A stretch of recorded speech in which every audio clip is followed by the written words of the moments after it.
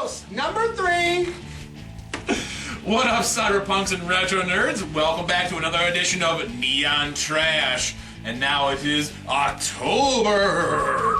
And you know what that means, right, Tom? Yeah, a lot of spooky, creepy, awesome horror movies are going to be on the channel. So stay tuned to Neon Trash all month long. It's going to be badass. Tonight's Johnny Rockets pick. What you got in stock? I'm flashing this original Children of the Corn because what else? With some cheesy 80s horror, like, I have much nostalgia of this movie. This is one of the first horror films I saw as a youth, probably way too young, honestly. Let's revisit this 1980s cheesy, corny classic. Without further ado, Tommy Boy. Peep that shit. They are the children of the corn. They must obey he who walks among the rows. And they live in a world where adults are not allowed to live. Children of the corn. A new kind of nightmare. An adult nightmare. Stephen King's Children of the Corn. Rated R. Coming Friday. Check local newspapers for theaters and showtime. All right, we just got done watching Children of the Corn. And what a wonderful trip down memory lane. Like, it has literally been probably, I don't know, 20, 25 years since I've seen this. I was probably a teenager the last time I saw this, honestly. And I couldn't find what I wanted at the damn movie store. But I saw this and was like, aha! That's exactly what I'm going for. Just some straight up, like, adapted from short story, bizarro horror movie, like, done, like, kind of low budget style, like, it really just tickled that horror bone in me. Like, this is the early stuff that I saw, right? This is one of the first I saw, and it just felt great to go back to this kind of thing. You got some slasher, you got some suspense, some mystery, like, this really, I don't know, it's I can see why it, spawned a legacy of horror. Like, this first one was really good. This is a perennial 80s horror movie, I mean, you've got all these, like, classic tropes that you expect from, movies of that era. You've got, like John was saying, you got the slasher element.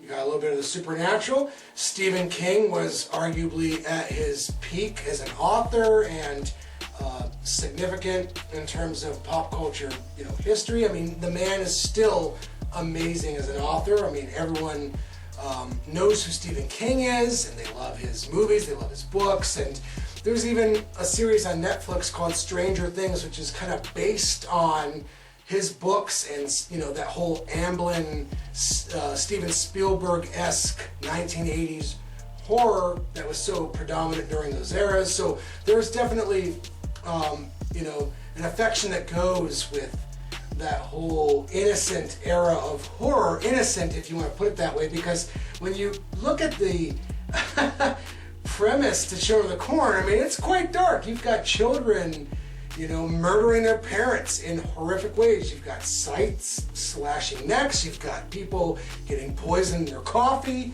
And you've got all this religious symbolism to really, like, put off the audience, especially if someone's kind of coming at it, from a Christian perspective, you know what I'm saying? So, and this is coming at a time period where that was so prevalent, like the whole satanic panic, bands like Kiss, oh my God, Knights in Satan's Service, playing the records backwards, it's corrupting the youth, and here that's all culminated into some corrupted youth with this perverted idea of some, it's supposed to be Christian, but obviously now there's obviously some supernatural evil thing. I mean, this is cheesy, but it's the good cheese. I mean, this Thank you.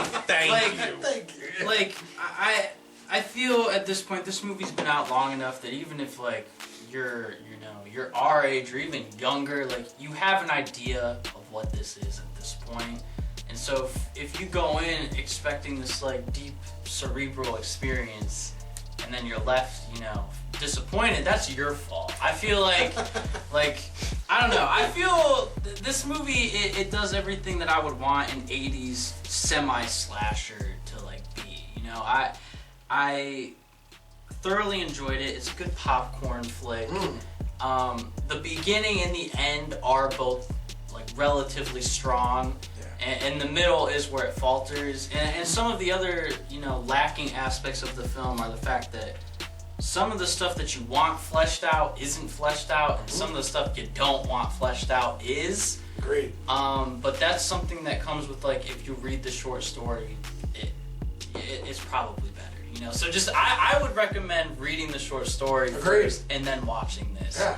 It's October, you know, Halloween's coming, and if you're with your friends, especially if you're, you know, getting intoxicated.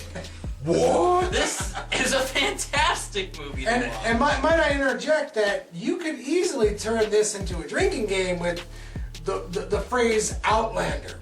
If you don't know what that is, see, I don't know. I felt like, I mean, I was excited for it because I remember them saying it so much, but it really was just like that one scene where he says it like 8 times in like 90 seconds. We're like, fuck drink. But depending on what you're drinking, I mean, I think that coupled with a couple other things, like, you know, the Isaac, you know, saying some weird biblical shit, you could drink that. Like, this is definitely the definitive 1980s evil kid movie. I mean, anyone that thinks about evil children, they always go, you know, what are they, children of the corn? You know what I'm saying? It's like this analogy. Right, this that's almost, a moniker, for these, it'll be, you know, a joke like, the children of the corn or whatever, you know, there's a bunch of, you know, wild kids at a party or something, and like, these children, you know, it would just throw it out there. I mean, Stephen King is my favorite, you know, pop culture horror author of all time. I mean, I've read a lot of Anne Rice, I've read a lot of Clive Barker.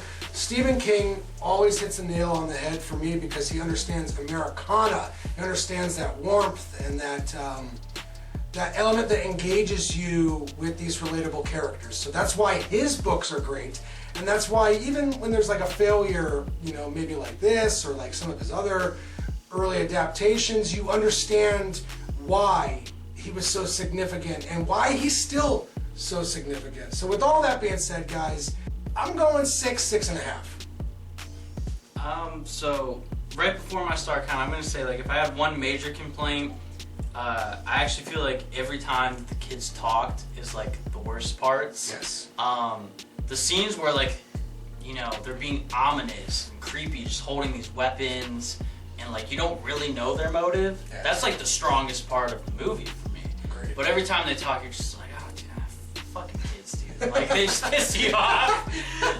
Agreed. But I feel like one of the stronger aspects of the film is also, like, I mean, we're from Ohio. We got a lot of cornfields. We got a lot of religious nuts. And so, like, even now, it hits a bit close to home. I do like that aspect. Like, I've seen places like the setting. Desolate, yeah. So I enjoyed that a lot. But I'm right there with you. I'm feeling like a 6 out of 10.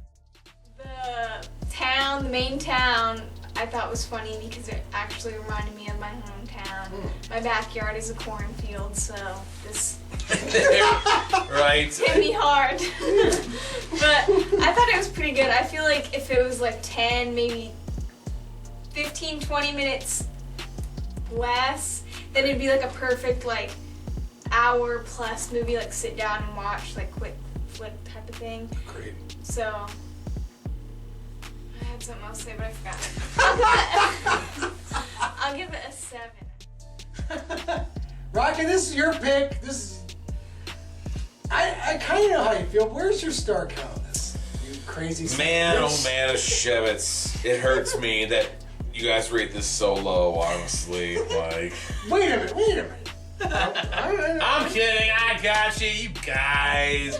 No, you're not wrong at all. Like, it's when it comes to overall star count things, like, I'm gonna give it a 7.5 just because it's getting a full point for nostalgia for me, right? You know, I just remember this being popular back when I was a little kid. I remember this being one of those, the first I saw. You know, I remember my cousin being scared shitless and not wanting to go get the frisbee that got thrown in the cornfield because also me growing up, my grandmother, she literally had cornfields on 3 sides of her property. Like, you know, so this was, it was creeptastic. And honestly, especially when you're a kid, like, corn can be kind of creepy because it gets really fucking tall. It's still creepy You can't as an see adult. through it. I mean, and you can get lost in it really easy because honestly, it's just row after row after row of just fucking corn, and it all crowds together. You can't see through it. It is kind of scary, you you know. get lost. So it's easy to get scared about that, and then to add all that extra, the supernaturalness, like that creepy kids killing people, like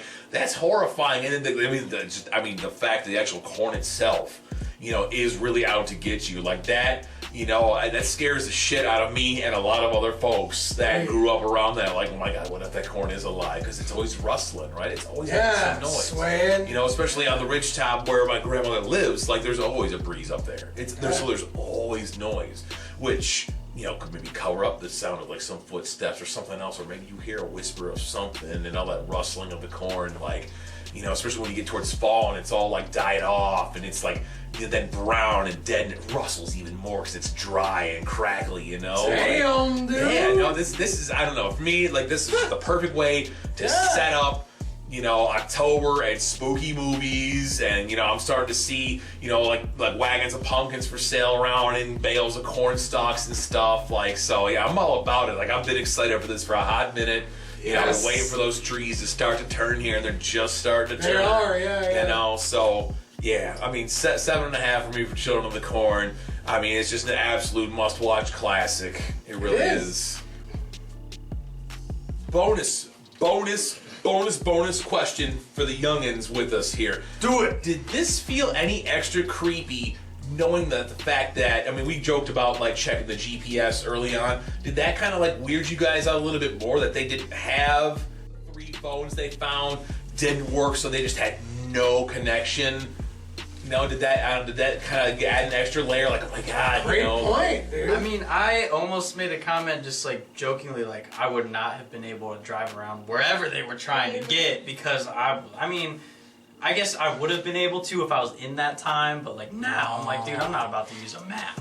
Oh my God. They have it straight from the horse's mouth. Technology has crippled the next generation. We're all doomed. But I mean, it doesn't like. I'm sorry, guys. I don't know, like, part of it doesn't creep me out too much just because, like, listen, when I'm in the middle of nowhere, even with technology now, I'm in the middle of bumfuck nowhere. So it's like, Right? It's fair enough. like, I mean, the middle of bumfuck nowhere is listen, still the middle of bumfuck nowhere. to any viewers that might be from Nebraska, I know Ohio's not great, but Nebraska, really? Like, you're not Move to Ohio. You're not gonna catch me in Nebraska. No. There's no reason. You guys got Children of the Corn. Yeah.